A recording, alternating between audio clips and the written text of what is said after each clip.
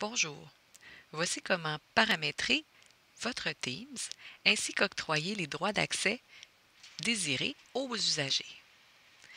Vous avez deux types de paramètres. L'un se retrouve sous votre avatar dans l'onglet Paramètres.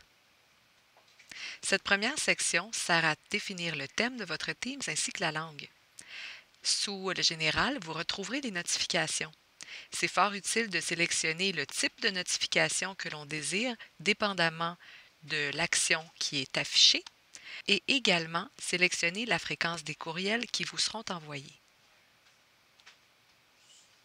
Le deuxième type de paramètre se trouve sur votre classe à droite, sur les trois petits points, dans l'onglet Gérer l'équipe. Vous retrouvez ici les membres, les canaux, les paramètres, c'est la section qui nous occupe, ainsi que les applications que vous pourriez lier. Parmi les paramètres, notons le thème de votre équipe. Donc, vous pourriez choisir une image différente en modifiant le thème. Également, l'autorisation des membres est une section très importante, puisque vous pourrez déterminer ce que vos membres, donc vos élèves, auront le droit de faire ou pas dans votre équipe.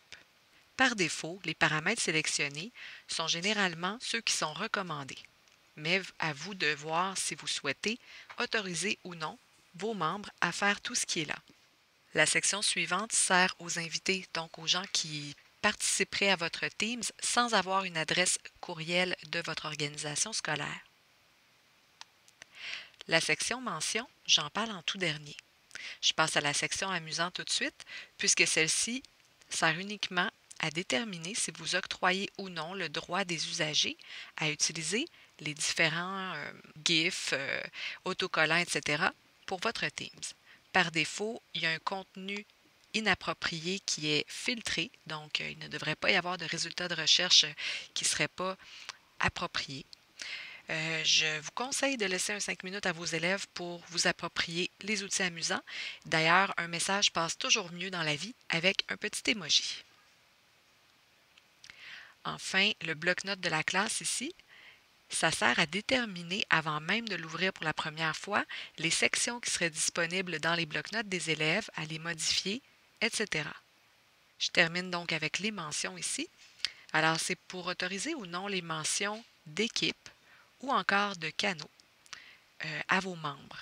Je vous montre ce qu'il en est pour les mentions parce qu'on doit retourner dans l'onglet, en fait, peu importe l'onglet, mais dans un des onglets, un des canaux, pardon, de votre groupe.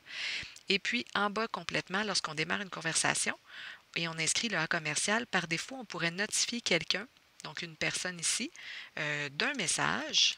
Et cette personne-là, lorsque j'envoie ce message-ci, recevrait une mention juste ici en haut à gauche, une notification en rouge, comme quoi elle a un message. Si je ne sélectionne pas une personne, mais plutôt que j'inscris le nom de mon groupe, on me suggère d'ailleurs mon équipe, automatiquement, ce que j'écrirai après va se retrouver à devenir une mention pour tous les élèves de la classe, ce qui peut être intéressant, par exemple, si je veux attirer leur attention sur un nouveau devoir. Donc, tous les élèves qui vont se connecter à Teams par la suite vont recevoir une mention ici en rouge. Voilà, c'était les paramètres de votre Teams.